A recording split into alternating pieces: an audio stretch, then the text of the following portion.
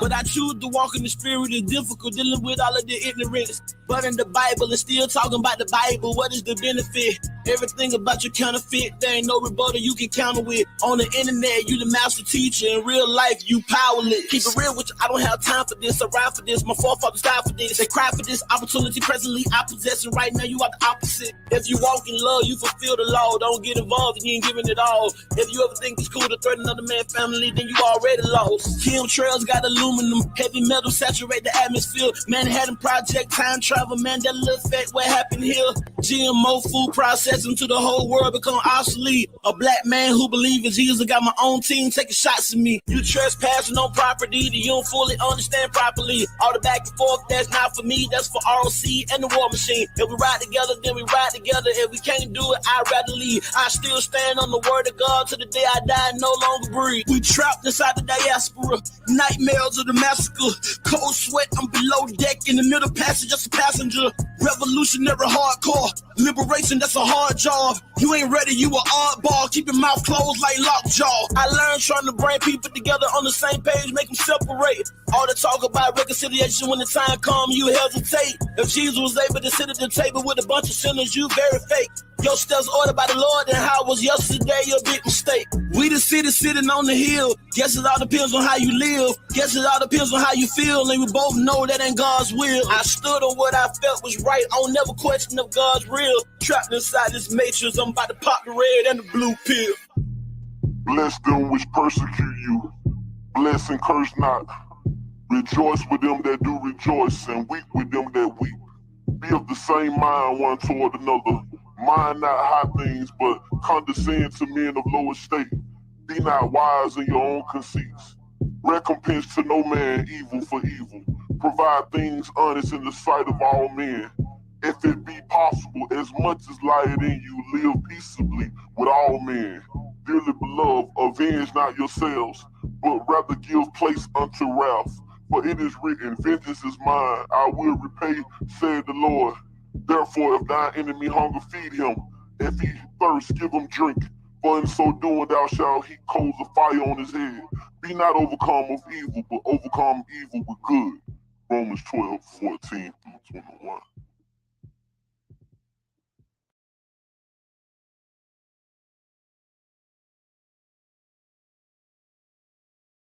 You're not hating Manny, you're not hating Manny, hating Manny, you're not hating Manny, you're not hating Manny, hating Manny, you're not hating Manny, you're not hating Manny, hating Manny, you're not hating Manny, you're not hating Manny, hating Manny, you're not hating Manny, you're not hating Manny, hating Manny, you're not hating Manny, you're not hating Manny, hating Manny, you're not hating Manny, you're not hating Manny, hating Manny, you're not hating Manny, you're not hating Manny. I am pitting Manny level. I'm on GOAT status. I think I'm the baddest mother lover ever walk on this planet. Damn it, you could never see me. You could never beat me. You could never be me. Disrespect me, and I'm eating all of your pizza. I know I'm not right. I know I'm not white. I know I'm gon' call the popo on you if you hit me. I don't fight. I'm a rapper. I don't write. Rio, you got all that hype. That's the stuff that I don't like. Why you laughing at my height? I wish I could slap your face. You just think you're so amazing. You just think that you're the greatest. Why you fucking ready? I am hating Manny in the conversation. You just hating, I am hating, Manny, say it. I am hating, Manny, say it. Now, Dibble God plan, that's a Drake line. Beat the midget up, that's a hate crime. A-Town zone 3 game time. Got the trunk knocking from the baseline. I'm all about the money, baby, crocker cake time. Chopsticks on deck, no Shanghai. 4-5, you come to my waistline. Keep it 4-5 tucked by my waistline. You soft in the middle like fruit pie. I know how you to walk a straight line. You wouldn't throw trays in the food pie. Know what I heard through the grapevine. I know you don't mind wasting your time. I would just prefer you didn't waste mine. You gon' get what coming to you in due time. Little pussycat running from the K9. You're not hating Manny, you're not hating Manny, hating Manny, you're not hating Manny. You're not Peyton Manny. Peyton Manny. You're not Peyton Manny. You're not Peyton Manny. Peyton Manny. You're not Peyton Manny. You're not Peyton Manny. Peyton Manny. You're not Peyton Manny. You're not Peyton Manny. Peyton Manny. You're not Peyton Manny. You're not Peyton Manny. Peyton Manny. You're not Peyton Manny. You're not Peyton Manny. Peyton Manny. You're not Peyton Manny. You're not Peyton Manny. Peyton Manny. You ain't nowhere in my category. Mandatory for me to tell you that you were very boring. And the moral of the story, I wish I could just ignore you, but they gotta bring your body, put you in the crematorium, and I'm the only audio inside the auditorium. And when I'm finished with you, you will not have no memorial. You wanna be Luigi, but you're not ready for Mario. And no scenario, running circles around your cardio, and that's a body blow. It's not a secret. Everybody know that you ain't coming close. I leave you comatose, and you become a ghost. I overdose. I gotta overload. That's when the windows of heaven open up for me with the overflow, and I can feel the power moving within every last chromosome. Battle right around the corner. You already know it's on. Understand me? You're not Peyton Manny. You're not Peyton Manny.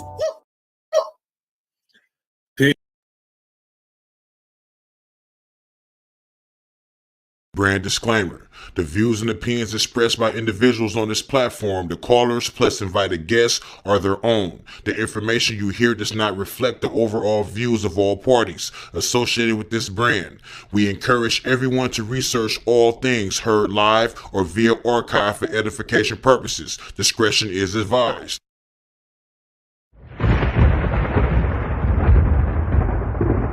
Don't touch that dial. You're now listening to Debate Talk Free Radio.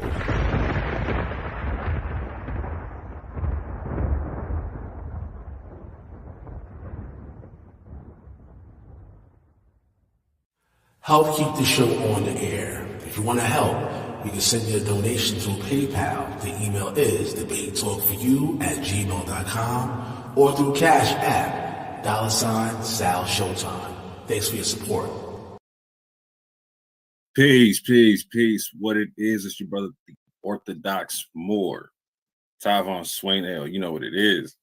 It's been a minute, family. I'm sorry. Got some really real things to attend to. I still got some real things to attend to. But in the meantime, I needed to address something really quick. This morning, I saw an interview with Vocab Malone and Michael Heiser, premiering on Vocab's channel, talking about the Hebrew Israelite movement, air quotes, and its history, etc.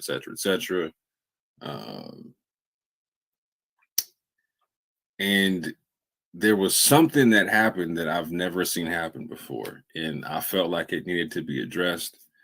And I feel like it needed to be addressed quickly. So for the first time ever, when describing the history of the Hebrew Israelite movement, the first time that I've seen so far, I saw Vocab bring up a group called the Moorish Zionist Temple. And for people that know me, they know I talk about that all the time. And as a matter of fact, I do believe one of the first times I ever got in touch with Vocab and Abu, is for that matter, was years ago, when I think it was actually right around when Vocab's first book came out.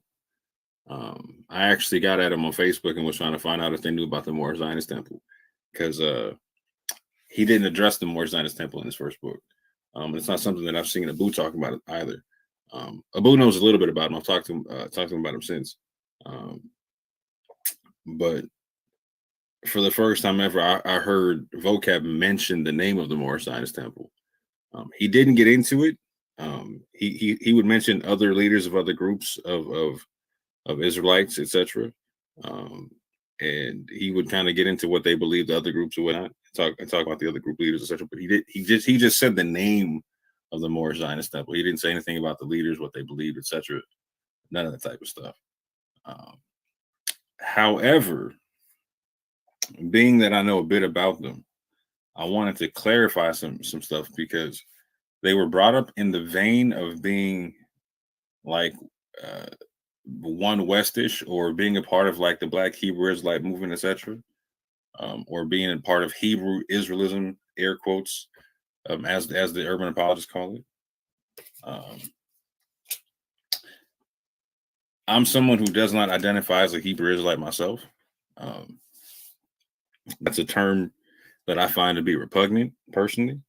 But at the same point in time, I understand how it's used to, like Vocab said in his interview, he used the concept of Hebrewism as an overarching term like Calvinism, but that you can have multiple denominations underneath that. And to that end, I want to clarify that the Moorish Zionist Temple was not ever part of a strain of belief that you could put underneath what the urban apologists outline as Hebrew Israelism or One West Israelism. But to clarify all that, I'm just going to have Vocab break it down in its own words. Like for the first 11 minutes of his interview, he gives like the background and history of the Israelite movement as he understands it. So I'm gonna let him break that down, and then I'm going to get into it myself. But with that, family, let me hit this copyright joint right quick. Fair use, family.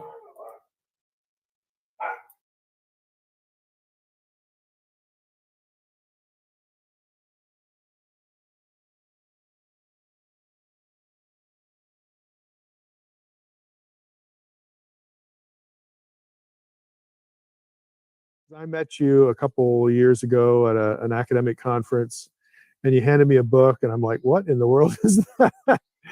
Oh, you have it with you? Yes, I handed you. Okay, here's this book. That's the one right here. Barack Obama versus the what's the rest of it? Barack Obama versus the Black Hebrew Israelites. Introduction to the History and Beliefs of One West Hebrew Israelism. Okay, so I looked at that and I thought, what is a Black Hebrew Israelite? So I didn't know anything about it. I mean, I having read a good, probably most of that, and then some stuff online. Okay. I have a bit of an idea, but why don't you tell our viewers, like, where did this topic come from? Because growing up, I never heard about this. Right. I never even heard the term. Right. So what is this? Where does this come from? Well, the specific title I have is there's a brief scene in a brief little movie they made on Barack Obama's young life, and he has a little miniature debate on the streets of Harlem with some Hebrew Israelites. And I said, that's a great title, to kind of use that. So there's an actual video of him debating the actor portraying him. It's called Barry. It was a Netflix movie. Okay. So did that exact thing happen? Don't know. Right. But he did walk from, I mapped it out. Actually, it's kind of nerdy, but where his apartment was to where Columbia was. Yeah. And he would have had to gone by if he took, where they were commonly were. Okay. So it's very possible, likely. I don't know if the scriptwriters had any inside information, but that's where it came from. I said, that's a great scene. Like, here's a young Obama being an apologist. Mm-hmm. I say this slightly in jest, yeah, but it's an interesting thing. That's where it comes from. But that gets even to where their origins are primarily is in New York City. Okay. Because that's, where he was. And 1969, as far as the brand or faction or style of Hebrew Israelism we're discussing, is sort of their official start date. But you've got to go back to the late 1880s and 1890s to see when you see the first people coming out saying, we've heard the songs, the spirituals about us identifying sort of spiritually with the slaves in the Hebrew Bible. Right. We are literally the people of the Hebrew Bible. So, we are the actual Hebrews. So it began with them. We've all heard Negro spirituals. Maybe we've seen the Ken Burns, series on the Civil War, or know, frankly, a little bit about the history of our own country. So yeah, there's this strong connection between the, slave population of the South, identifying spiritually with the Hebrew, the Hebrews in Egypt in bondage. But you're saying it transitions then to something literal. Right. Now, a Hebrew Israelite apologist, if he were here, would say, no, that's sort of a latent memory or something like that we knew we were these people or something like that. That's how they would spin it. So the slave population in the South, they were having a latent memory of something that was much older. Not that they knew, but they sort of knew, kind of, like that kind of thing. And that's why these songs come out. It's like, that kind of thing. But you can sort of see the transition go from metaphorical to literal. One of the first guys is a guy named Crowdy, Crowdy. Sure. He says why he's chopping at the root of a tree. He has this vision, and the vision entails that Black Americans are the true Jews of the Bible. Before that, there's a guy named F.S. Cherry. So the actual name of the oldest church, it's kind of long, so I got to pick this up to read it. The Church of the Living God, comma, the pillar and ground of truth for all nations, founded in 1886 in Tennessee by Prophet F.S. Cherry. And if you notice, you saw in there, of all nations. And then Crowdy also had a lot of white followers. The reason why I mention that is the 1969 strand on that we're speaking of denies the inclusion of other nations. And so it's a more exclusivist, based upon your ethnic background, strand of Hebrew Israelism than even the initial founders. Right. And there's a broader Hebrew Israelism that's not as exclusive. So you're saying the Black Hebrew Israelite, for lack of a better term, movement that we might see on TV today is actually like a totally exclusive. They would disown this kind of thing that you just mentioned, that they were white people. They like to have it both ways. So, for example, here's the group called IUIC, Israel United in Christ. There might be about 6,000 members now and growing, and they're doing mission trips to Ghana and Uganda and all that. IUIC has a little timeline history on their website, and they include Crowdy and try to connect what they're doing to Crowdy and F.S. Cherry, and even go back further, Nat Turner, things like that. But if you look at what they're doing, it's limited off. It says, no, we're the true Jews and we're the true Hebrews. And not only can other nations not be grafted in, they're going to be our slaves in the kingdom. And maybe we can talk about their eschatology later on. But it is a more militant, for lack of a better word, strand. And you mentioned who we might see on TV. So if people remember the Covington High School kids wearing the MAGA hats during the different marches that were happening in DC, and they ran into a group called the House of Israel. And those guys are One Westers, meaning they come out of the school called One West, which that's the 1969 date I mentioned. That's when that school began. They were coming up against some of the most, they're coming up with the most militant form of Hebrew Israelism that exists. But that's most likely what you see on the street corner if you go out in a major population center. The more mainstream or moderate so-called Hebrew Israelites tend to do things more like conferences and videos. They don't do as much street evangelism as the more militant. So I mean, again, for lack of a better term, it's sort of a fundamentalistic approach, as opposed to, like you said, the more mainstream. Yes. Okay, so what happens between the late 1800s and 1969? I mean, are the factions developing then, or do they just sort of emerge later on? In 1899, you also have something called the Moorish Zionist Temple in Brooklyn. And then 1919, this is the big one, the Commandment Keepers, founded in Harlem, which is really the headquarters of all this, by Wentworth Arthur Matthew. And there was a man there who was involved with the Commandment Keepers. And even think about their name, you sense right away. Something to do with Torah. Yeah. And if you look at old pictures of the Commandment Keepers, it looks like what people basically call Black Judaism or Black Jews. There's it's clear they're holding Torah scrolls and even sometimes interacting with mainstream rabbis. Sometimes some of them are learning Hebrew from that. Abba Bivens was a man who was at this school. Abba Bivens was originally from the South and then came up to New York and says he was told by an ex-slave that our people are actually the true Hebrews. Then he gets involved with the Commandment Keepers. The dates are a little unclear exactly when this happened, but gets involved with the Commandment Keepers congregation and is there a while. Abba is not his real name, as you can imagine, but that's how he's called in literature. And you can find pictures of him being involved with the Commandment Keepers and all that.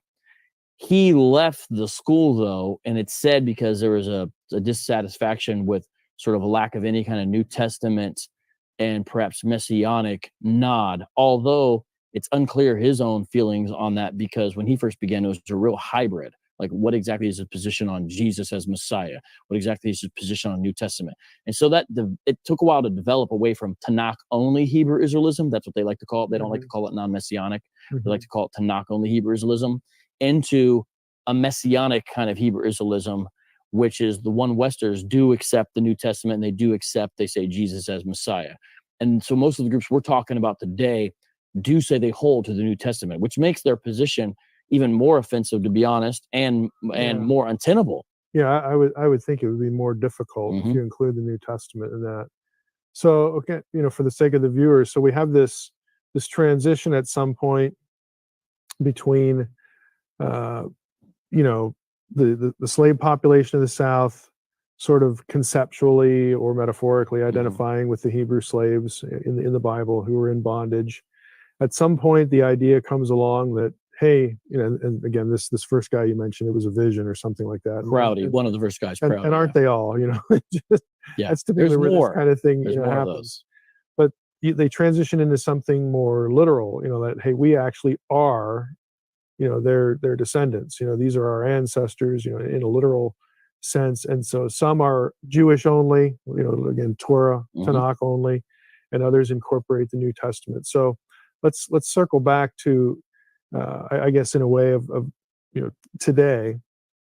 But if you encounter one of these groups again on the street, chances are it's which group again? Of the One West variety. Now, if you say, are you a One Wester? They may not even know what you're saying, because a lot of these guys getting involved don't even know their own history. And some will actually say, I've run into groups that say, we're not a One Wester. And then I'll say, well, do you embrace the 12 tribes of Israel chart, which is a One West distinctive? That's a specific thing to One West. And they'll say yes. And I'll say, well, do you embrace Lashawan Kadash? That's their own version of Hebrew, which is not really Hebrew at all. And they say yes. I say, do you embrace the Gentile 18 Nations chart, which is another? These are distinctive. These are like documents. And they'll say yes. And it's like, well, you are, you're a One Wester. It's like someone saying I'm not a Calvinist, and they embrace all 5 points of Calvinism. Well, what are you then? So, but imagine One West as, to use that metaphor, as Calvinistic thought or Reformed theology. But then there's the Presbyterian Church of America, the Orthodox Presbyterian Church, the Reformed Baptist, different denominations. Different expressions of it. Yeah. So within Hebrew Israelism, One Westism, there's different camps. Rough analogy for a denomination. So I mentioned the House of Israel camp. I've already mentioned the Israel United in Christ camp. The main school that was One West turned into a camp called the Israelite Church of God in Jesus Christ. So it's most likely, if you run into someone, you run into a One Wester. And usually if someone's on the phone, like, hey, I just saw these guys on the corner, Vocab, who are they? I say, tell me what they're wearing. And 80% of the time I can figure out who they are by what they're wearing. For example, Israel United in Christ, the biggest camp I mentioned, wears distinctive purple and gold, and sometimes capes as well. GMS, the Great Millstone Israelites, they don't have any uniform look. They tend to throw what appears to be like smocks over their normal clothes. Other groups have different colors. ISUPK usually wears black, and they wear a lot of spikes. So I heard one friend say they look kind of like a medieval biker gang. That's the look of the ISUPK. That stands for the Israelite School of Universal Practical Knowledge. So you can usually tell by actually even some of the dress. Now, there's new camps popping up every day. So every day I find some new camp I've never heard of. It is impossible to catalog this stuff. It is growing that fast. So how do they get along with each other? Or okay, so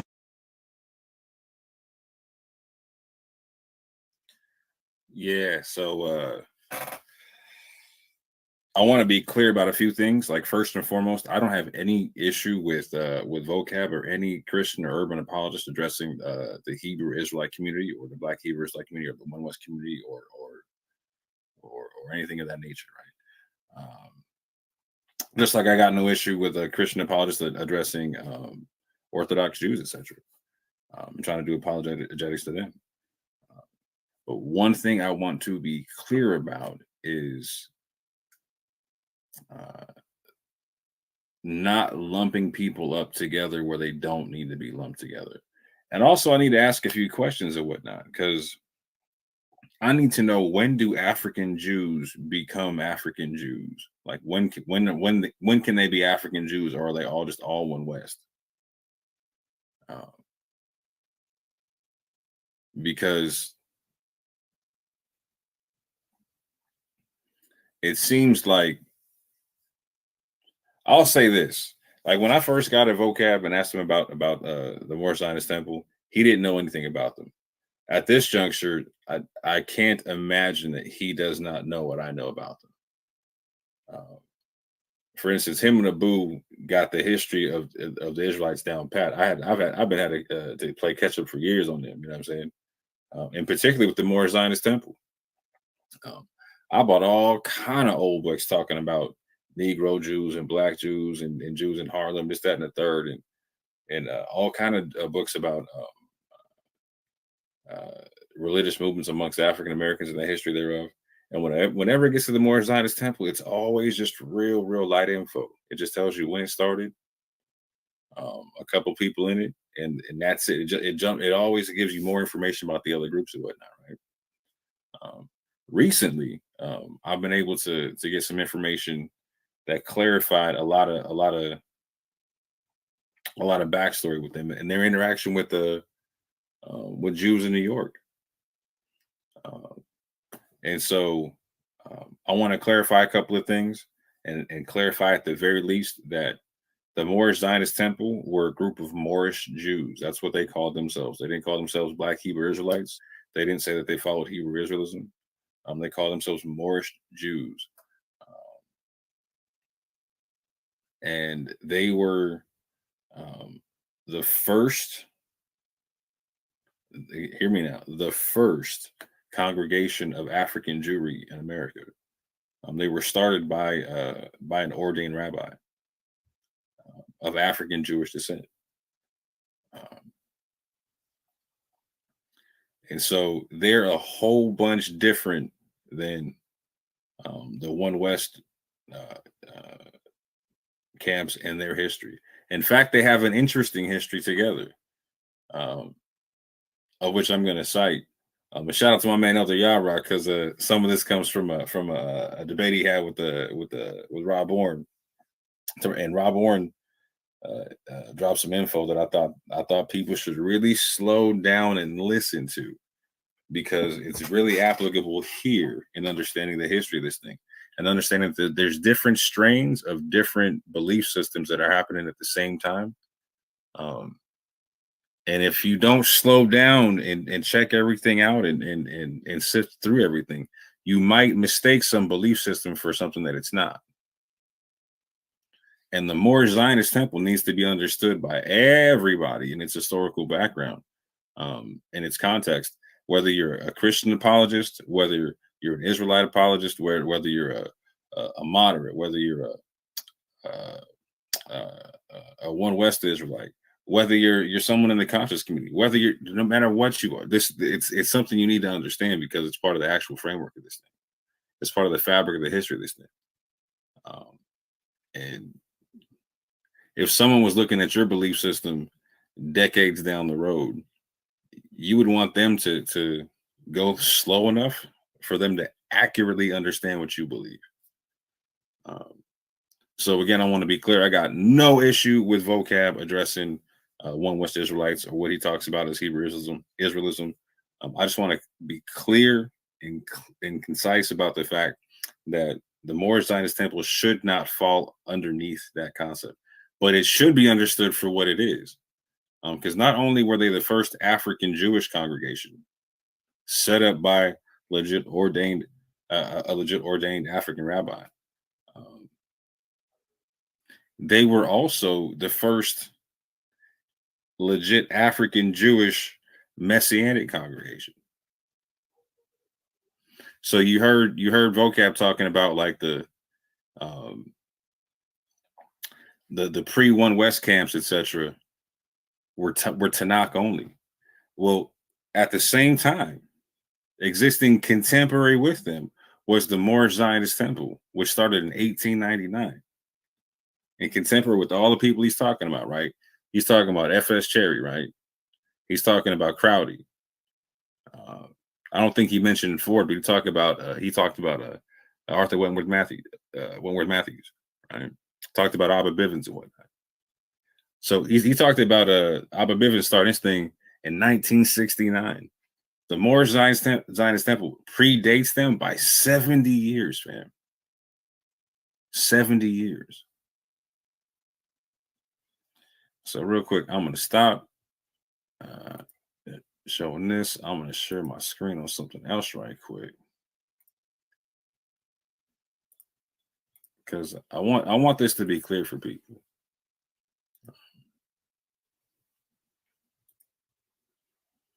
I want this to be clear for people. Let me take me out this whole thing. So again, the Moorish Zionist temple existed from circa 1899 to circa 1929. It probably lasted a little bit longer than 1929, but I'm saying circa just so you get the understanding right. And again, this is 70 years prior to the One West School. Right?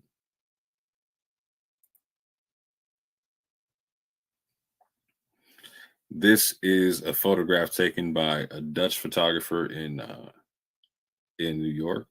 And as you can see here, it says the Moorish Zionist Temple of the Moorish Jews. It gives their address. And you can see they use Hebrew, fam. They even use Yiddish. And as you can see, there are African descent Jews there. You can see how they're dressed, etc. But you can also see that there are Europeans in the back, or people who don't look African or Afro-Asiatic standing directly in the back, etc. So it's a mixed congregation. That's something to keep note of. And again, shout out to Elder Yara, you know what I'm saying? Because in a discussion he had with the good brother Rob Bourne, Rob Bourne brought out some slides and whatnot, talking about something that he found out from the Schomburg when he went to go check out the Schomburg in New York, which is for people who don't know, it's a museum that houses a lot of interesting stuff concerning African American history and whatnot. I can't wait to go check that place out personally. But I'm happy that my man Rob Bourne didn't and was able to report some information back. And shout out to my man Yehukanan. He taught me a very valuable lesson once. He taught me the concept of when someone who doesn't support your belief system cites information that backs what you believe, it makes your position way more credible.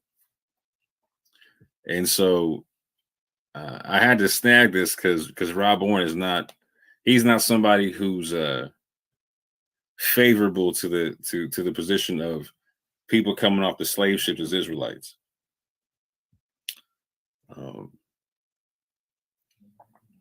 So yeah, shout out to my man Yehukanan, and shout out to Rob Bourne. And shout out to him doing actual honest research and breaking down this information for the people, because this is very interesting information. So again, this is from A History of the Negro Jews in America, a dissertation at the New York Public Library at the Schomburg collection, with the Schomburg collection, etc. But it says the first Negro Jewish congregation in the United States was founded in 1899 by Rabbi Leon Richelieu. He claimed to have been born in Ethiopia. And a lot of people need to understand that at this particular time period, Ethiopia meant the concept of Africa for a lot of people. Some people did mean Ethiopia as we know it now, but at the time, Ethiopia was called Abyssinia, and conceptually, Ethiopia was being talked about in terms of the concept of Africa, Africa as a continent. You'll see later to where Richelieu is said to be born in Cairo, Egypt. Richelieu's temple was known as the Moorish Zionist Temple. The members of his congregation were both Negro and white. Richelieu received his ordination from 3 recognized rabbis in the United States. Now, family, I did not make this slide, so I added a couple things to it, but this is Rob Bourne's slide. I added some info just so you know it came from the Schomburg collection, and that Rob Bourne made this slide. Yeah, I'll just say it like that. But again, this is very important to understand. Richelieu received his ordination from 3 recognized rabbis in the United States. So he legitly converted to Judaism and was a legit rabbi. The 3 rabbi concept means that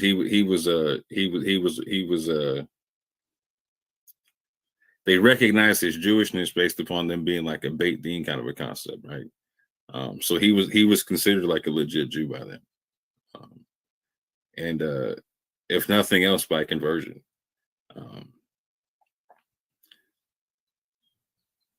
But that's really important to understand. So Vocab was talking about people who were trying to associate with rabbis, etc. And watch this. This becomes important to understand because a lot of these movements were started by people who were just doing their own thing, right? This movement was started. The Moorish Zionist Temple was started by a person who was an actual rabbi recognized by other Jews. He didn't always get recognized by all Jewish groups. Like there were certain Jewish newspapers, for instance, right? Like where some writers for the newspaper would back them being Jews, and some of them wouldn't. But he was a legit ordained rabbi. And it says here, though, although he never applied for membership in the New York Board of Rabbis, the most interesting part of Richelieu's story, it says, going further, that both Arnold Ford and Wentworth Matthew were members of his congregation. Right, so these are the people dealing with the commandment keepers and whatnot, right? When they approached him and asked to become rabbis, he turned them down. He said that neither was fit to be a rabbi.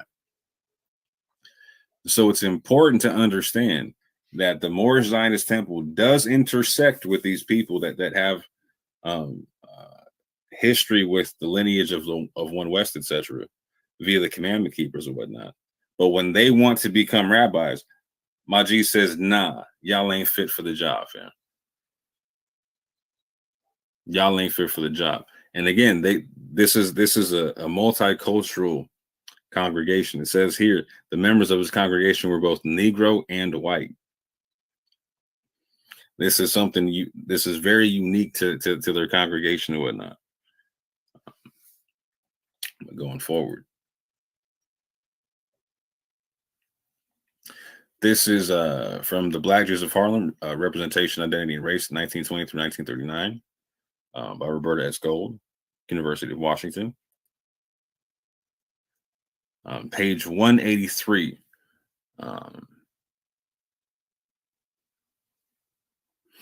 It says in 1925, in a 1925 Jewish Daily Forward interview, Professor Richelieu, who helped lead a Harlem synagogue of 200 members, spoke earnestly of the fidelity his community felt toward religious observance and learning. We have spent priceless hours studying Baba Kama and Baba Batra. We are familiar with the writings of Rashi and Rambam. We observe every Jewish holiday. In every possible way, we try to live a truly Jewish life. It also says here that in 1929, an African-American journal reported that the Moorish Zionist Temple ordained a new rabbi, Israel ben Newman, at its Harlem headquarters in 1929. So that's another name that I want you to pay attention to. So you have Rabbi Leon Richelieu and Rabbi Israel ben Newman. It's two names from the Moorish Zionist Temple. Two names from the Moorish Zionist Temple. But so right off rip, he's telling you that they study Jewish writings and whatnot. Now watch how this works going forward, because it's super interesting. And this is why this group needs to be understood and why the story needs to be slowed down, because this is a very, very unique situation. Page 185. It says, Moorish Zionist Professor Richelieu traced much of his congregation to Eastern countries. There are a number of Yemen Jews, Moroccan Jews, Egyptian Jews, Abyssinian Jews, about 200 all told. Richelieu was born in Cairo, Egypt. Rabbi Hermans comes from Morocco. And then they go on and talk about Rabbi Wentworth Matthew of the Commandment Keepers, right? A whole different group of people, right? When Vocab was speaking about the Commandment Keepers, he said the Moorish Zionist Temple's name. He didn't say who started, and then he went right into the Commandment Keepers and then broke down Rabbi Wentworth's name, right? So if you didn't Wentworth Matthew's name, if you didn't know who he was talking about with the Moorish Zionist Temple, you could have mistook what he was saying. And I don't think he meant this on purpose, right, in any way, shape, or form. But he could have mistook you could have mistook what he was saying, and thought that Wentworth Matthew started the Moorish Zionist Temple, and that's not the case. As a matter of fact, he was told you can't be a rabbi here, fam. Going further. Now, this is super interesting. I want people to pay attention to this. So again, they have a lot of interviews with Jewish newspapers and journals and magazines, etc. Right? This is something that's very interesting. This is something that's said by Rabbi Mordecai Herman, another very visible rabbi from the Moorish Zionist temple. So you have Rabbi Leon Richelieu, you have Rabbi Mordecai Herman, and you have Rabbi Israel Ben Newman. These are three names you should all know from the Moorish Zionist temple. And what's interesting about Mordecai Herman is he tried to deal with some of these people later, like Wentworth, Matthew, and in Ford and whatnot. But he couldn't deal with them then. He couldn't deal with them either. So Richelieu and Mordecai Herman tried to deal with these people, but couldn't deal with them. Had to break ties with them. But look at what it says here. Moreover, they accept Jesus. Some of the people accept him as one of the prophets of the rank of Moses. This is what the Jews, the Jewish newspapers are writing concerning the Moorish Zionist temple, right? They accept Jesus. Some of the people accept him as one of the prophets of the rank of Moses. Others of them, it seems, accept him as divine. Moorish Zionist Rabbi Herman was forthright about this wide embrace. He described the movement as non-denominational and not conformed to the elaborate rituals and observances of Orthodox Jewry. One can be a Baptist and enjoy pork chops instead of kosher steaks if he chooses, the teacher said. Unity, brotherliness, aid for the needy, education in the Jewish language and economic practices were declared the keynotes of the movement. I'm going to read this one more time. Moorish Zionist Rabbi Herman was forthright about this wide embrace. He described the movement as non-denominational and not conformed to the elaborate rituals and observances of Orthodox Jewry. One can be a Baptist and enjoy pork chops instead of kosher steaks if he chooses. The teacher said, unity, brotherliness, aid for the needy, education in the Jewish language and economic practices were declared the keynotes of the movement. So they were not Judaizers, fam. They were founded by a legit rabbi, an ordained rabbi, who chose not to get registered with the rabbis, like in New York, etc., whatnot, right? And you can kind of see why, because he ends up doing a non-denominational joint, to where you got Rabbi Mordecai Herman bringing down the fact that they're non-denominational and that they are not conformed to the elaborate rituals and observances of Orthodox Jewry.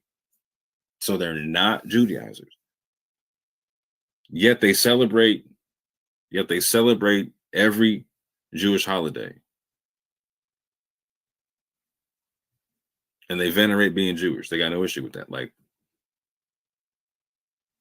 so they got people that uphold the rituals, but they don't force them on nobody. And on top of that, they're saying one can be a Baptist and enjoy pork chops instead of kosher steaks. They're sounding straight out of Acts 15, fam. Straight out of Acts 15.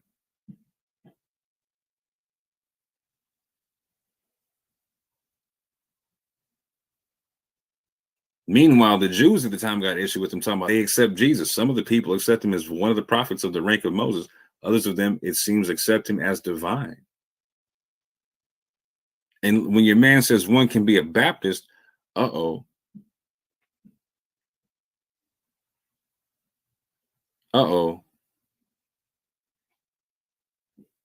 That's a pretty clear-cut theology right there, fam.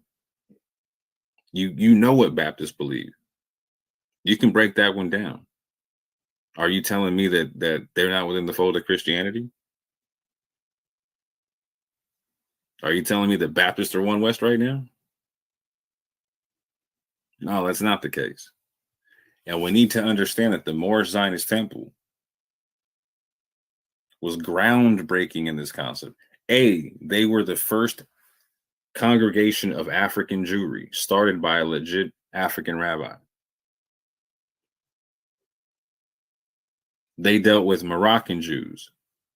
Egyptian Jews, Ethiopian Jews, Yemenite Jews.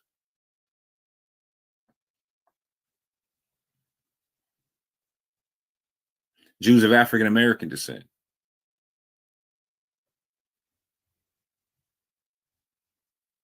On top of that, they were non-denominational. Talking about one can be a Baptist and enjoy pork chops instead of kosher steaks. Sounded just like Acts 15. So not only were they the first congregation of African Jewry in America, they were the first legit messianic Jewish congregation in America of African descent. First legit. And from what I can understand, their doctrine wouldn't be anything that a Christian would have an issue with.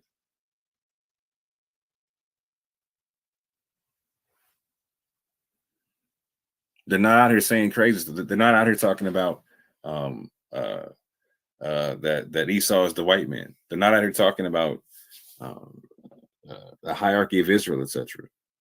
None of that. When you actually get into the history of these people, and I'm going to do it later on, they're also preaching. They're talking about actually like it helping Christians in need.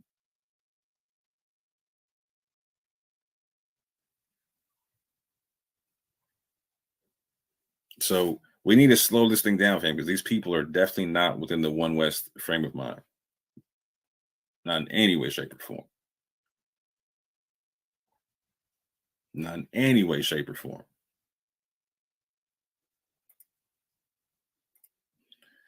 Going further. So this is Rabbi Mordecai Herman. And this is also a mural in Jerusalem. This is a story from the Forward, Jewish Independent. It's a nonprofit newsletter, etc. The story is on Jerusalem's walls. Artists memorializes Black rabbi from Harlem. By Sam Kestenbaum, March 31st, 2016. This is the actual photo of Mordecai Herman. This is the mural that's painted in Jerusalem.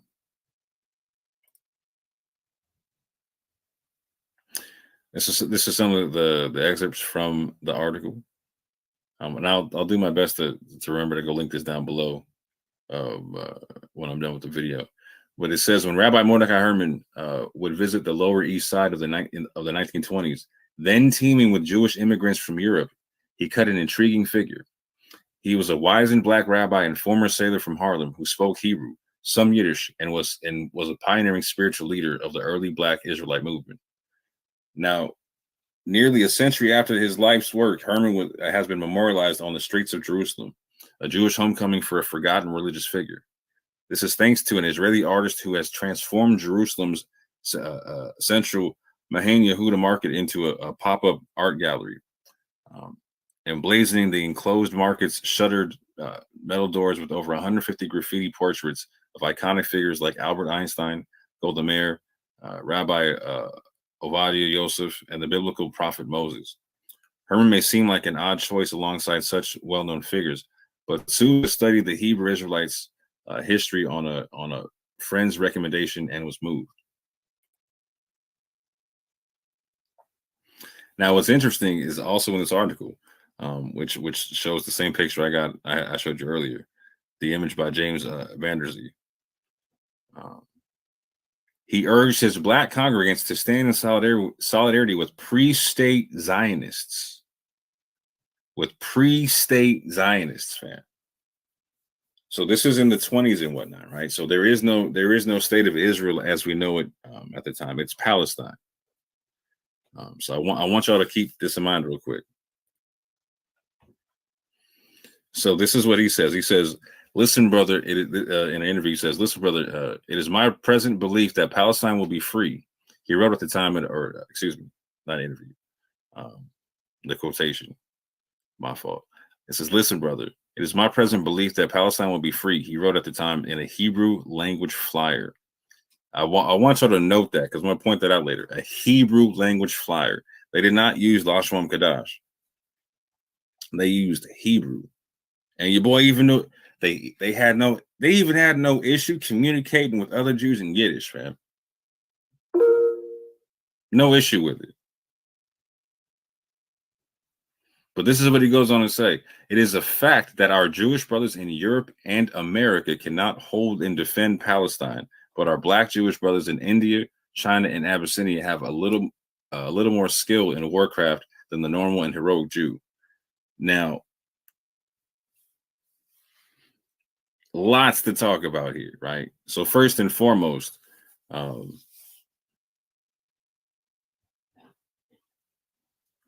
yes, he's definitely saying it is a fact that our Jewish brothers in Europe and America cannot hold and defend Palestine. Now, this is a side note right here, right? Because I know people like Abu and Faithful to God are going to clip this up right quick because this part's going to be interesting, right?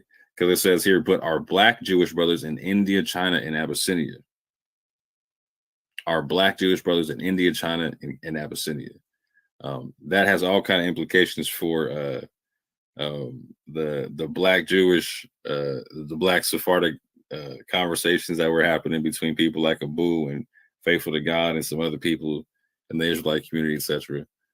So yeah, that's a whole little side note there. But back to the main point, it's talking about is a fact our Jewish brothers in Europe and America.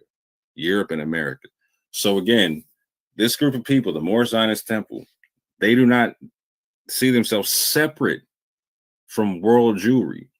They consider themselves connected with European Jews, American Jews, Abyssinian Jews, Chinese Jews, Indian Jews, Moroccan Jews,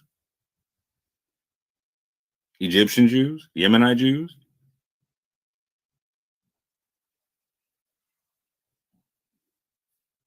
They're not seeing themselves as separate.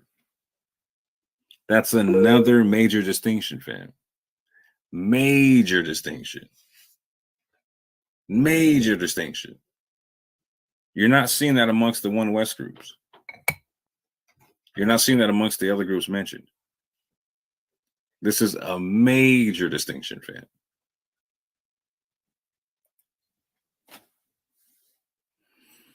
So, again, the Moorish Zionist Temple versus One West camps and moderate camps. Let's go through this real quick. So the Moorish Zionist Temple, again, they're the first African Jewish congregation. Yeah, the Moorish Zionist Temple didn't start from a vision or a dream. The Moorish Zionist Temple was started by an ordained rabbi. The Moorish Zionist Temple rejected A.J. Ford and A.W. Matthews. The Moorish Zionist Temple used Hebrew, not Lashon Kadash. The Moorish Zionist Temple had no known false prophecies. They weren't talking about no year 2000 prophecy. They weren't talking about no 400-year prophecy. None of that, fam. The Moorish Zionist Temple did not use the 12 tribes chart. The Moorish Zionist Temple did not teach Deuteronomy 28 equals the transatlantic slave trade. The Moorish Zionist Temple did not claim King James was black. The Moorish Zionist Temple did not claim Ouida is Judah, a kingdom of Jews in West Africa. They weren't there spouting that. The Moorish Zionist Temple was not. They were inclusive. Again, the Moorish Temple was inclusive of other Jews. The Moorish Zionist Temple made no claim of fake Jews, fam. One more time. The Moorish Zionist Temple made no claims of fake Jews. This is another distinguishing factor between them and the One West ilk of people. But you're not going to know this unless you really get into the weeds with these people, fam, and their belief systems. The Moorish Zionist Temple made no claim of Esau is the white man. The Moorish Zionist Temple made no claim of Israelite hierarchy. I spelled the word wrong, but that's funny. The Moorish Zionist Temple celebrated Jewish holidays. But the Moorish Zionist Temple did not mandate Jewish customs. They were not Judaizers, fam. Again, looking straight out of Acts 15. The Moorish Zionist Temple was a non-denominational group. Again, you could be a Baptist, a Trinitarian Baptist.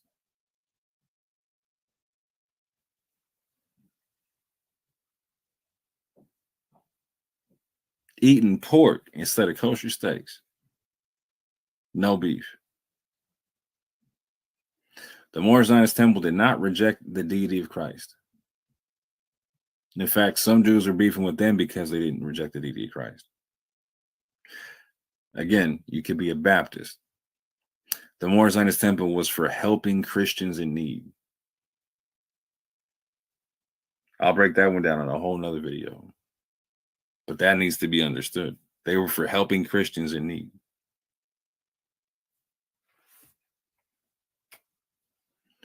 Let me see how long am I running. I'm doing all right.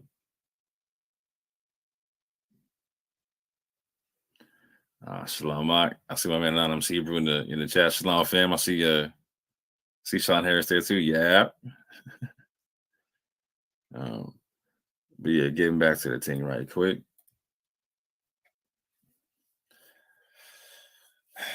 Again, the Moorish Zionist Temple were authentic African Jews. Authentic African Jews, started by an ordained African rabbi. Ordained by a proper Beit Din and 3 other rabbis.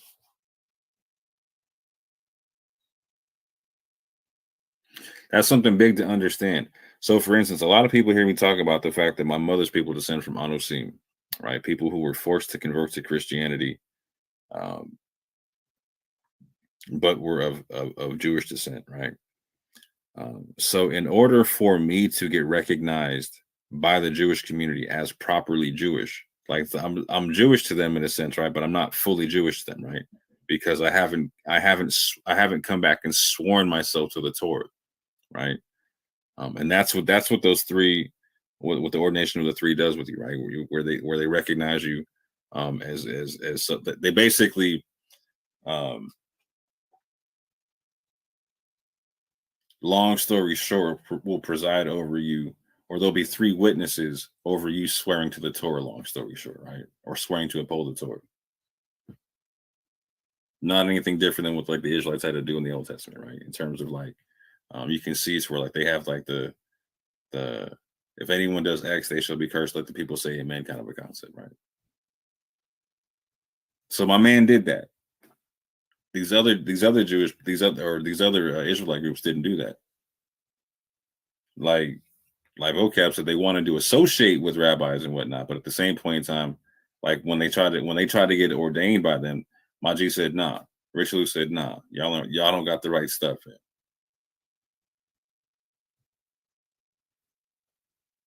Y'all don't got the right stuff. But again, that's important to understand because they were authentic African Jews. Going further, the Moorish Zionist Temple were not Judaizers, fam. They were not Judaizers. They couldn't make that any more clear. They weren't compelling anybody to follow the Orthodox or the tenets of Orthodox Jewry. That was not what they were doing. The Moorish Zionist Temple had no skin doctrine, fam. Nothing even resembling a skin doctrine. If anything else, just again, they are if nothing else, they were made out of necessity. Because again, we're talking about like the first congregation of African Jewry.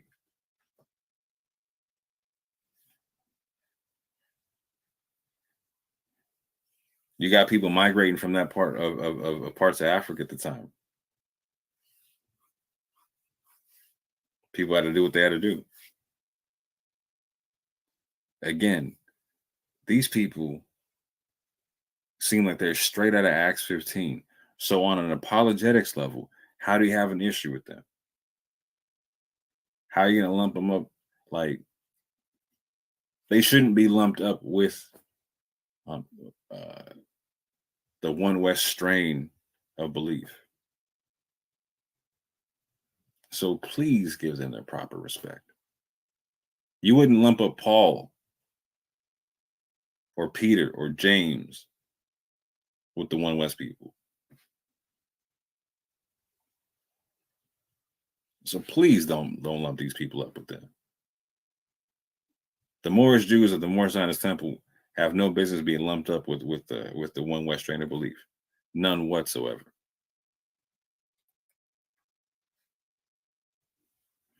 Again, this is the keys from their movement, right? The keynotes from their movement, from Rabbi Mordechai Herman, right? He says unity, brotherliness, aid for the needy, including Christians, education in the Jewish language, and education in economics. They also believed in a form of pre-state Zionism in which they would return to a shared homeland in Palestine, a shared homeland in Palestine.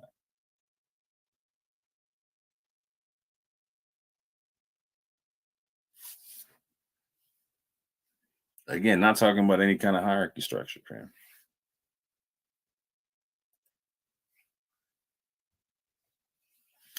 So the Hebrew Israelism and One West camp origins are different than the Moorish Zionist Temple, and that needs to get clarified. And so Vocab was talking about it a little bit, so I'm going to break down what he's talking about, right? So he talked about Frank S. Cherry. So in 1886, he started the Church of the Living God, the pillar ground of truth for all nations, right? William Saunders Crowdy in 1896 started the Church of God and Saints of Christ. Wentworth, I got that all. Excuse me, Arthur Wentworth Matthews, or maybe I got it right there. We'll see. I always mess it. His name always gets me right. But Matthews in 1919, like Vocab said, started his joint, the Commandment Keepers.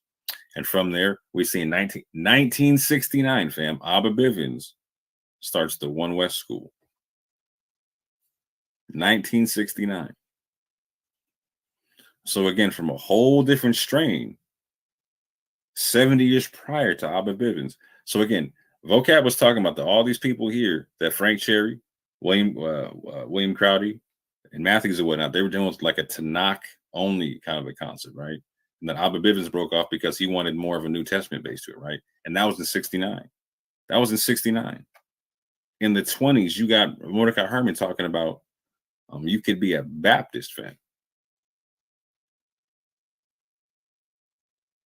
And again, that temple started 70 years prior to One West.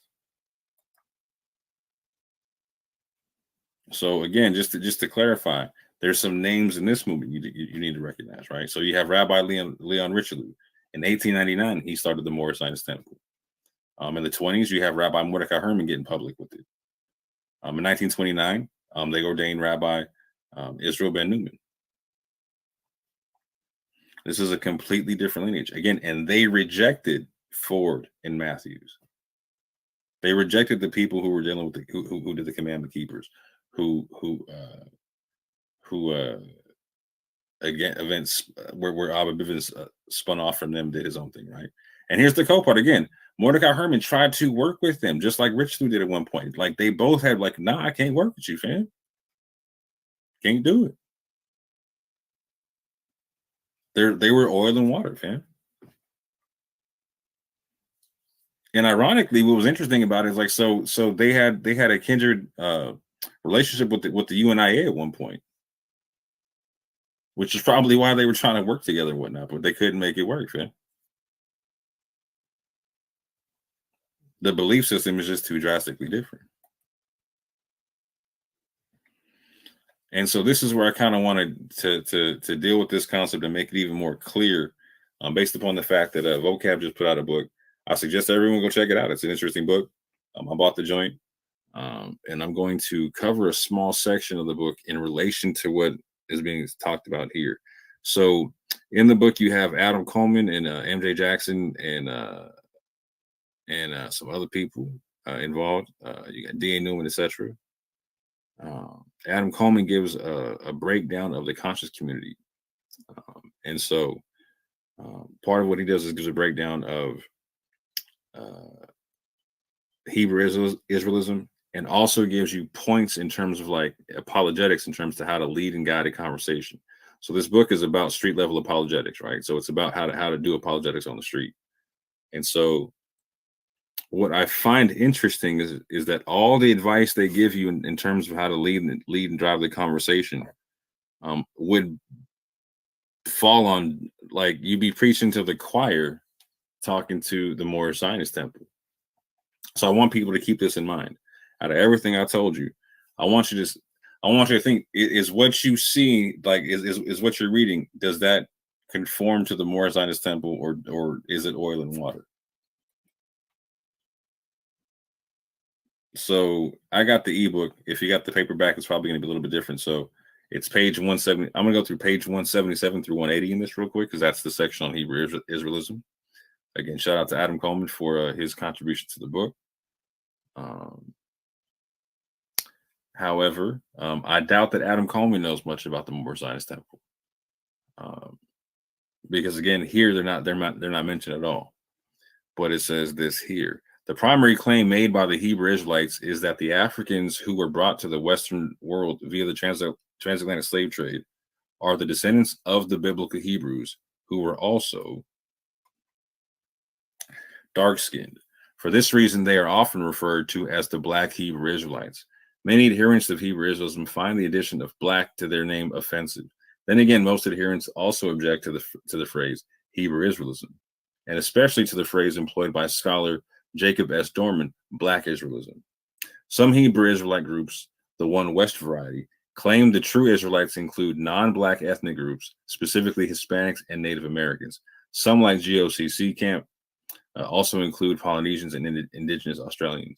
Many Hebrew Israelites are vehemently anti-European. They believe the white man to be the devil the Bible speaks of, the term Edomite as in Edom of the Bible. Again, family, there is no Esau is the white man concept anywhere in the Moorish Zionist temple like that.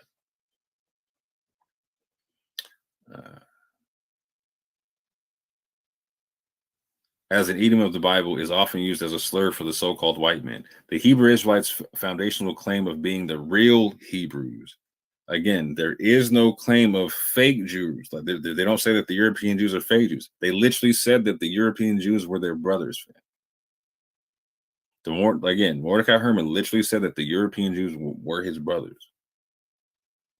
Much like you hear a lot of, again, so a lot of the something I respect about Vocab, right, is he talks about, he differentiates those who make a genetic claim from those who make a Deuteronomy claim, right? The people who use Deuteronomy for DNA test versus 23andMe, right? That's something that he said before, right? I respect that he differentiates those, because the people who make a genetic claim, shout out to the Yab Gang, shout out to Israelite Intelligentsia, etc. The people who get off in the genetics and whatnot, they understand that genetics connects you to a lot of people who don't phenotypically look like you.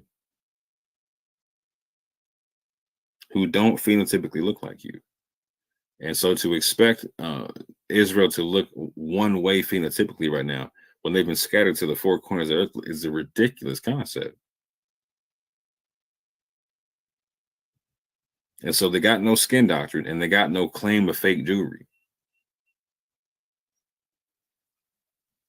So again, the Hebrew Israelites' foundational claim of being the real Hebrews is chiefly dependent upon their misreading of the curses in Deuteronomy 28, especially the 68th verse. Deuteronomy 28:68 in the King KJV reads, "And the Lord shall bring thee into Egypt again with ships, by the way whereof I spake unto thee. Thou shalt see it no more again. And there ye shall be sold unto your enemies for bondmen and bondwomen, and no man shall buy you." Hebrew Israelites argue that black people are the only group who has undergone the curses described in Deuteronomy 28. Again, the Moorish Zionist temple does not make that claim. Again, they're inclusive of other Jewry. Therefore, they must be the Hebrews referenced in the Bible. Most Hebrew Israelites are KJV onlyist and believe the New Testament reveals Jesus as being the Messiah, but not fully God. Again, my G said you could be a Baptist. So here they get into breaking down denominations and whatnot and groups of people. I'm not going to get into a whole bunch of name dropping and whatnot. Y'all can read that for yourselves. But what's interesting about this is they break down like the difference between like the Messianic, the Torah onlys, etc. But they talk about the points to guide discussion. And this is what I really want y'all to pay attention to. Like, so these only work for One West Israelites. None of this works for the Moorish Zionist temple. None of this works for the Moorish Zionist temple. So I want this to be clear.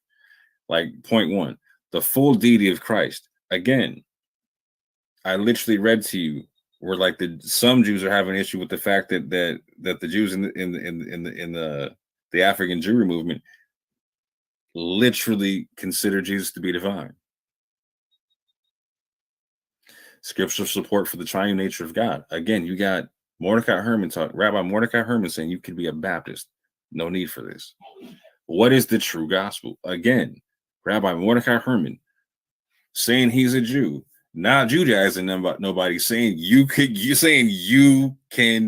be a Baptist eating pork and not kosher. Like, so do they have a misunderstanding of the gospel because they're not Judaizing nobody? Given their emphasis on Judaizing and an ethnic hierarchy, the book of Galatians is useful.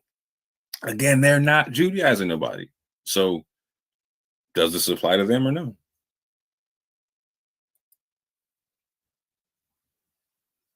Again, Galatians becomes useful in addressing who can be saved, the purpose and of the law, and equality in Christ Jesus.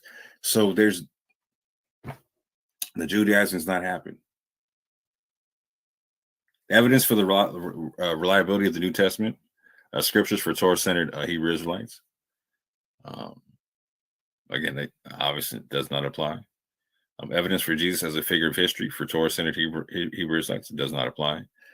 Evidence for the resurrection of Jesus Christ for the Torah-centered Hebrew Israelites does not apply. Again, they're a non-denominational group. Does not apply. Does not apply. Does not apply. So again, point one does not apply. Point two does not apply. Point three does not apply. Point four does not apply. Point five does not apply. Point six does not apply. Point seven does not apply. And they do not apply because the Moorish Zionist temple was not connected with Black Hebrew Israelite doctrine. Just that's point blank simple, fam. So I need all my Christian apologists to understand, urban and otherwise, that yes, there was literally an African congregation of Jewry that was again the first African congregation of Jewry and also the first Messianic African congregation of Jewry in the country. That had nothing to that again they were not connected with Black Hebrew Israelite doctrine. And so just this becomes important to distinguish too.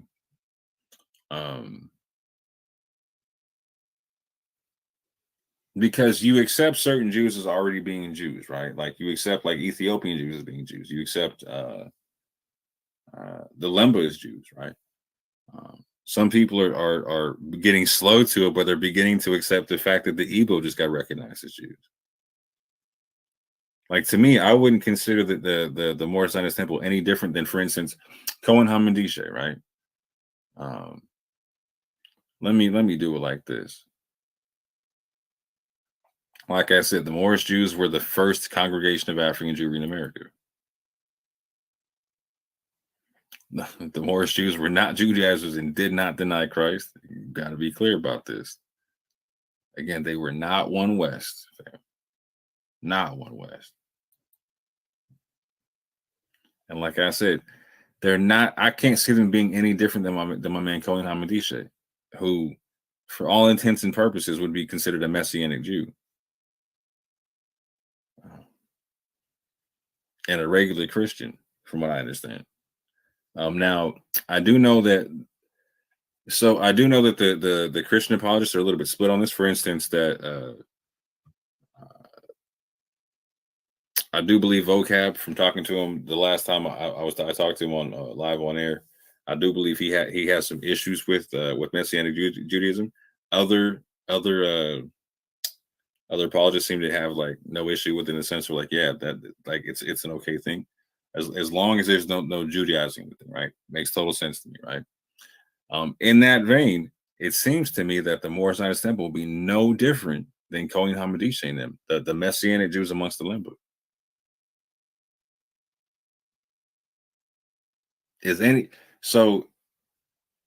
Unless you're going to unless the urban apologists are going to go to the Messianic Jews amongst the Limba and tell them that they're one West, like we got to start getting clear about how we do this thing, fam. And we got to start getting clear about how we define who's African, when is African Jewry? You know what I'm saying? When do they actually get to be recognized as African Jewry, or are they all one West? Obviously, they all can't be one West. So we got to have an intellectually honest discussion about the thing going forward. So again, like I said, right now we got people like Rabbi Harry Rosenberg, right?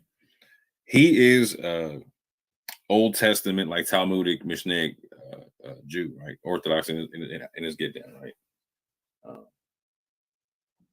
He goes around telling African Americans, you know what? There's a lot of Igbo descent, a lot of you people. You know what I'm saying? And we're finding out the Igbos to be Jews.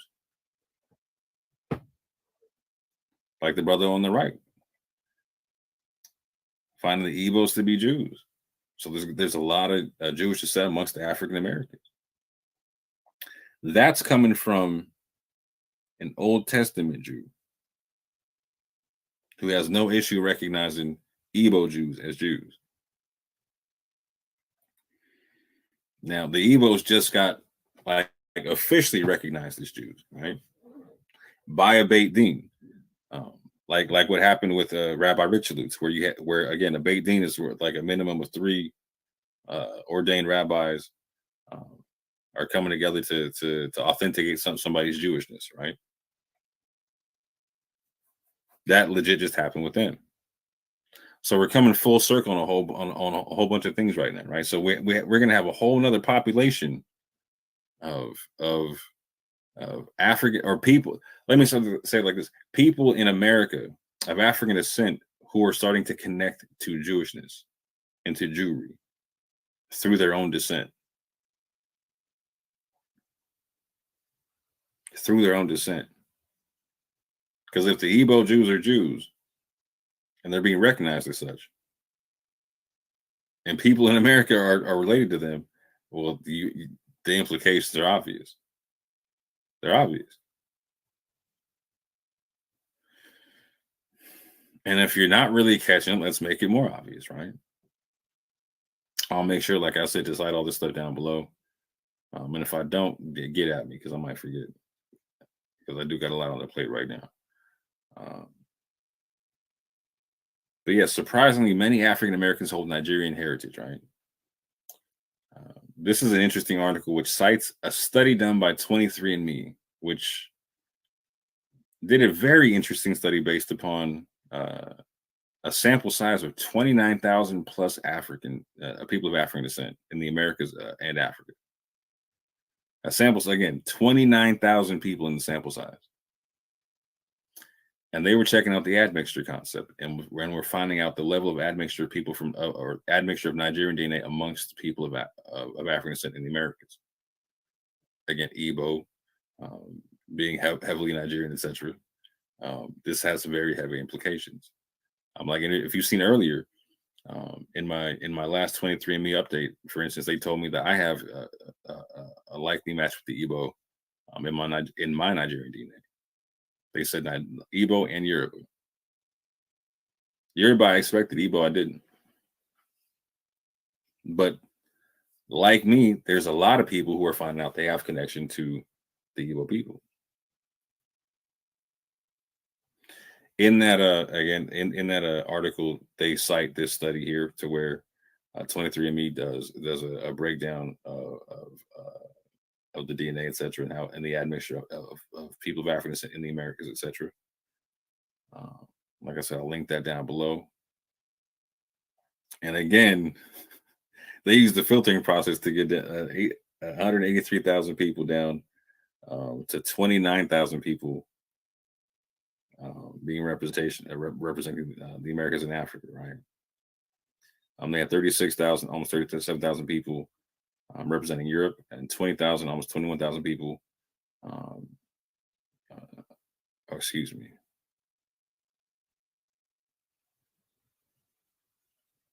Yeah, I read that right.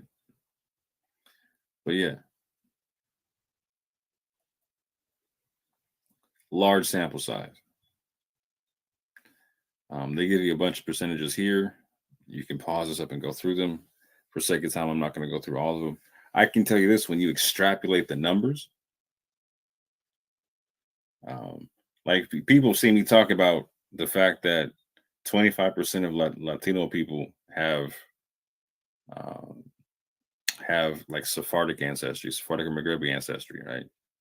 Well, the same thing is applying here in the sense to where a large percentage of African descent people in America, descended from the slave trade, are going to have connection with Igbos to some level via their Nigerian DNA. For instance, this is a map from this study, right?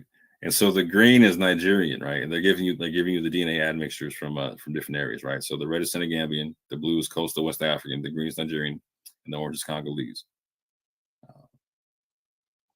So you see, even in Africa, there's a mixture of the Nigerian DNA among certain places, right? But in the Americas, there's a mixture everywhere. Certain places higher than others, obviously, right? And like, for instance, North America, man, you see what it is, right? In the Caribbean, you see what it is, right? But everywhere has some level of admixture.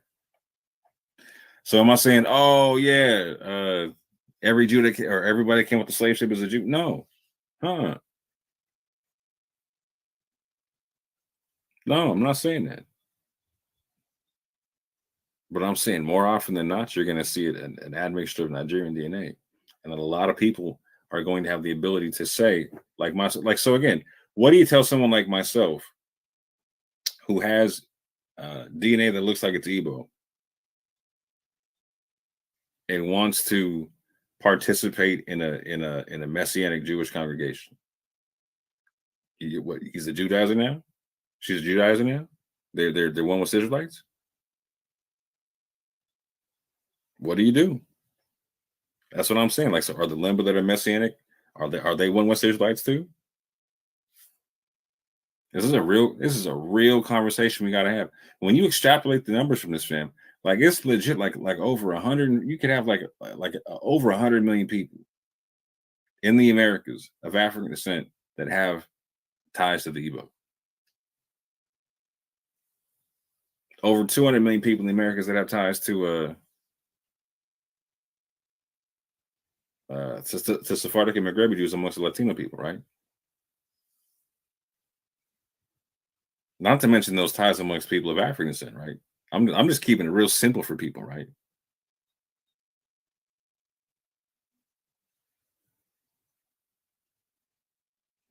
So what's the point of what I'm saying? At this juncture, these arguments, these One West arguments, only work on One West people. And again, they don't. It's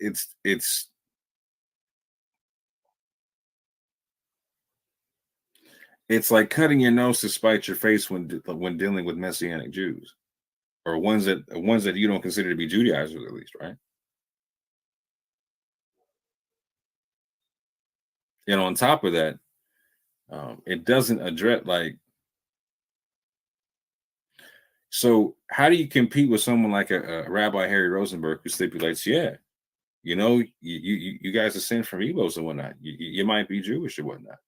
As a matter of fact, like this could get you access to Israel. This could get you access to a whole Jewish world or whatnot. All you got to do is put down the New Testament and whatnot. There's a lot of people who are considering that concept, because even with picking up the New Testament, they're catching hell in the church, fam.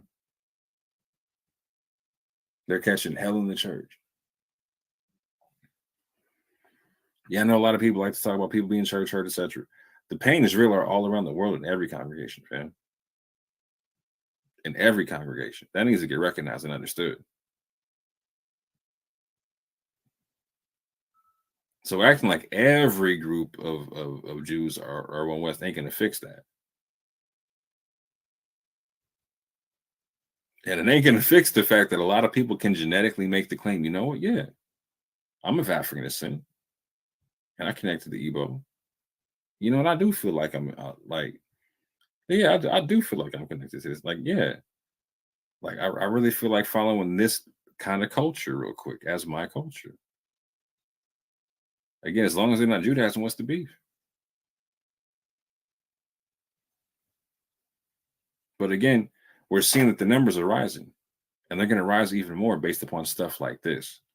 This isn't people on the street corner talking, fam. This isn't people doing a Deuteronomy 28 DNA test. This is a real DNA test. Real DNA. Real DNA.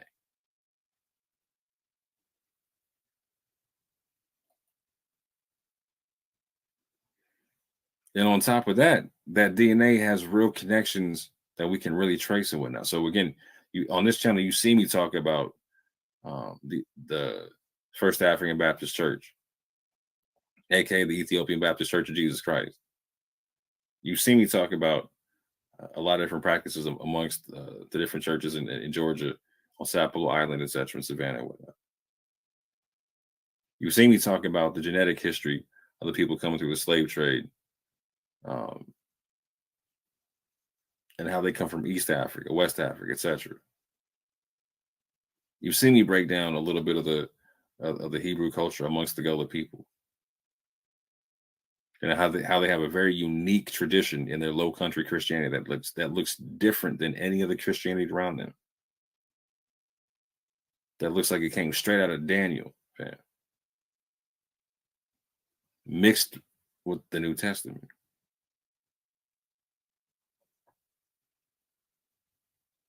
Not too different from the concept of what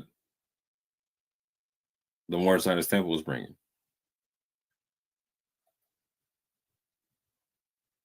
And here's what we really know.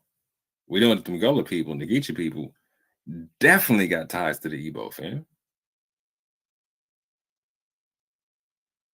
I mean, not only is that made evident amongst their old tradition, but yo, they literally got monuments to the thing, fam.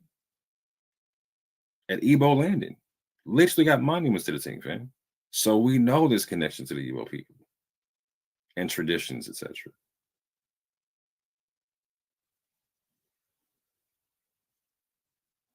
This is a whole different lineage, a whole different history. This is not the One West history. This isn't the Cherry and the Crowdy history. This is a whole different history, fam.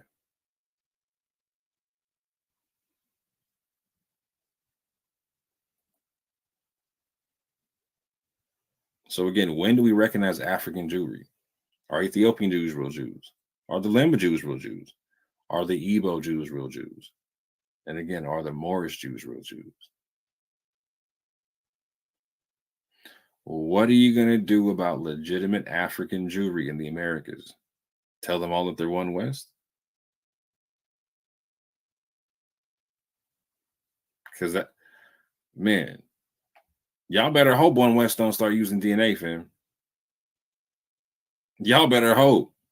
Y'all won't be able to tell them nothing, fam. Y'all won't be able to tell them nothing.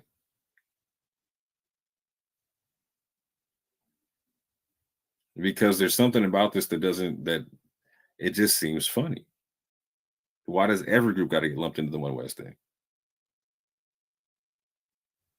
There's legit traditions that need to be respected and understood. And if you don't, you're going to lose more and more people because this looks funny, fam.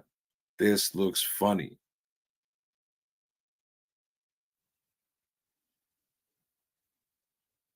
And on top of that, you're going to lose people to the concept of, you're going to have people going straight from the church to Talmudic Judaism.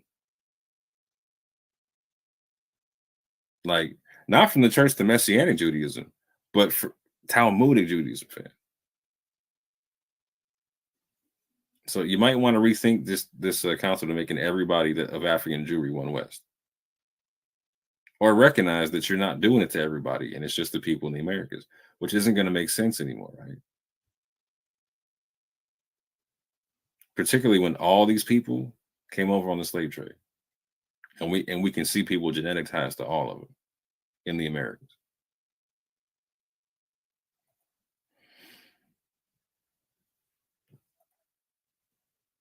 Yeah, that's it for right now. I've been yapping long enough. Hour and a half deep. About to shut this one down. Peace and blessings to the homie Abu I see in the chat, fam. Yeah, very interesting topic indeed.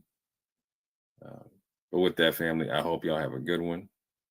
Hope y'all been having a good weekend with your loved ones and just the Most High if you don't have any loved ones around. But with that, family, I hope this was edifying for somebody.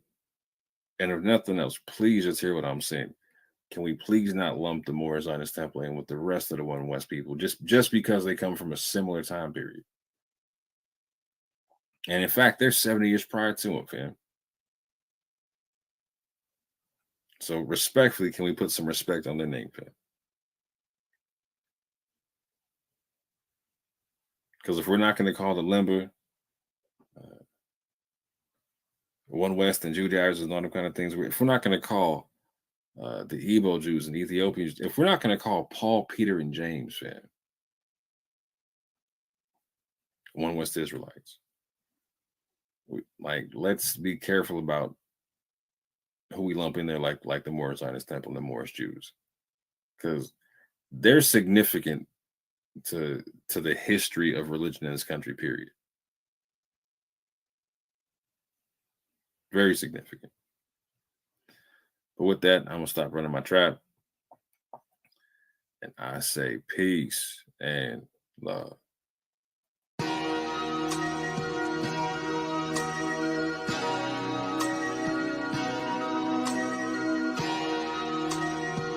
I like the way this feel, yeah. Let my soul cry, yeah.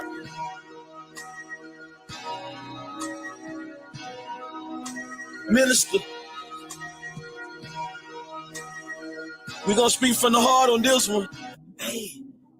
I'm performing lyrical funerals, no obituary. I killed your boy and brought him back to life. Pet cemetery. My anointing not based on attendance at a seminary. Scarlet witches, they attracted to the visionary. Everywhere I go, I bring the word with me, missionary. Soldier drafted in the war machine, military. Pay attention, what I'm saying to you, legendary. You got the demeanor of a front desk secretary. That means you take the calls, but you don't make the calls. That's why you hate, cause ain't nothing fake about me at all. Now I dare you try to say that with a straight face. My delivery in tip-top great shape. I'm too advanced for you, light years, space age. No evolution for you cavemen, stone age. I'm a thoroughbred, rock solid. I came from the bottom to the top, rock climbing. I grew up in the hood, pros and cons. That's that full court pressure when the amalet roll out that stretch. Why can't you see it's not logical and you live diabolical? Boy, your point of view smaller than the hair follicle molecule. This for all of them that follow you, smoking all of them barbecue. When I pull up, your voice don't correct itself with no auto-tune. I got a whole other level that I can enter whenever I gotta deal with the devil. I pick a whole other method. I hear a whole lot of yapping. They want to see my reaction. Really out here in the community making it happen. I don't really think they understand the dilemma. They ain't looking in the man in the mirror. I can't say it in the clearer. The plan is very simple. It's time to start playing in the temple. Before somebody come and put the can in the temple. Reaching like a baby with his hand for the nipple. The Grand Reaper coming with his hand on the circle. Then the van coming with a ram with it. With the van coming get up. I am so glad that I changed up. Made it out of where I came from. Watch for the slide and the hook of the slow ball, fastball, and they change up. That ghetto lifestyle, it changed us. Go back to visit, it ain't changed much. Only difference is now the way that my brain process information. And Satan, been after my license day one. Let me say something. Only reason that I'm still alive today because God's grace is amazing. Just another raisin in the sun. Dream deferred when things occurred. Now you getting served right on the curb like a lemonade stand. I just gave you the benediction. Let the church say amen.